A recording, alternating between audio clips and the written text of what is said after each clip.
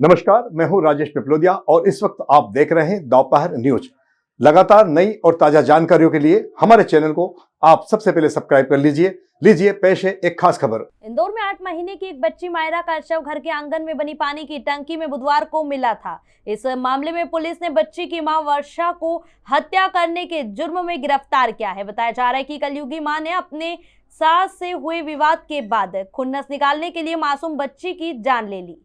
यह घटना द्वारकापुरी थाना क्षेत्र के प्रजापत नगर की है, जहां मासूम बच्ची की मां वर्षा ने अपने पति अविनाश को बताया कि 8 महीने की मासूम मायरा लापता है, जिसके बाद परिजनों ने बच्ची की तलाश शुरू कर दी है। घटना के दौरान होज का ढक्कन बंद था और ऊपर से पानी की मोटर रखी थी। परिजन और पड़ोसी बच्ची को आधे घंटे तक ढूंढते रहे। जब होज का ढक्कन हटाया तो बच्ची का शव देखा गया। घटना के दौरान वर्षा ने पति और परिजनों के अलावा रिश्तेदारों को होज देखने से रोका था। इस मामले की सूचना परिजनों ने द्वारकापुरी पुलिस को दी तो कुछ ही देर में पुलिस भी मौके पर पहुंची और मासूम के शव को पोस्टमार्टम के लिए भेजा। पुलिस ने घटना को संदिग्ध मानते हुए बच्ची के पिता और मां वर्षा को थाने बुलाकर पूछताछ की तो पता चला कि पति पत्नी दोनों की ही दूसरी शादी है और वर्षा की अपनी सास से संबंध भी अच्छे नहीं थे। पिछले दिनों सास ने मासूम बच्ची को गोद में बैठाने से मना कर दिया था, जिसके बाद उसने सास से बदला लेने के लिए बच्ची को होज में फेंक दिया और तलाशी के दौरान पति और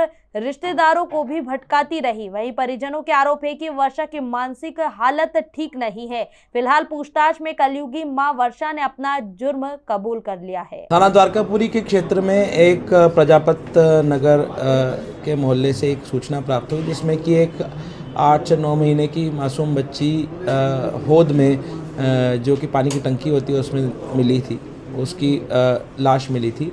पुलिस ने इसमें तत्काल मौके पर पहुंचकर उस लाश को उस होद में से बाहर निकलवाया एवं इसकी घटना की तस्दीक शुरू करी कि इसमें बच्ची गिरी है उस होद में कि उसके साथ कोई और घटना कारित हुई है। इसमें पुलिस ने पोस्टमार्टम के लिए लाश को भेजा तो उसमें बच्ची की मृत्यु डूबने से मालूम हुई। जब घटना की तस्दीक की गई तो इसमें परिवार वालों द्वारा संदेह जताया गया कि ये एक दुर्घटना नहीं है, इसमें कोई ना कोई और भी दृष्टिकोण दिखाई दिया। तो परिवार वालों से, माँ से, पिता से जब पूछताछ शुरू की गई, पिता ने इसमें संदेह जताया कि ये घटना माँ द्वारा संभावित रूप से कारित की गई। जब माँ से पूछताछ की गई तो शुरुआत में उसने इस घटना को नकारा कि उसके द्वारा ऐसी कोई घटना कारित नहीं की गई है, क्योंकि जैसे ही बच्ची के खोने या उसमें गिरने की बात सामने आई थी, उसने आसपास में बच्ची को ढूंढने का संभवतः एक प्रयास किया था और इसी के चलते शुरुआत में ये संदेह नहीं हुआ। पर बात जब माँ ने विरोधाभासी बयान एक के बाद एक घंटे के अंतराल पे देना शुरू किए तो पुलिस को भी इस पर संदेह हुआ और परिवार वालों के संदेह के चलते माँ से और सघनता से पूछताछ करने पर माँ ने बताया कि घटना उसी के द्वारा की गई है। घटना का कारण जो प्रथम दृष्टया सामने आया है वो घर में जो पारिवारिक कलह, सास ससुर और पति से उनकी अनबन और खटपट और लड़ाई झगड़ा होना बताया है।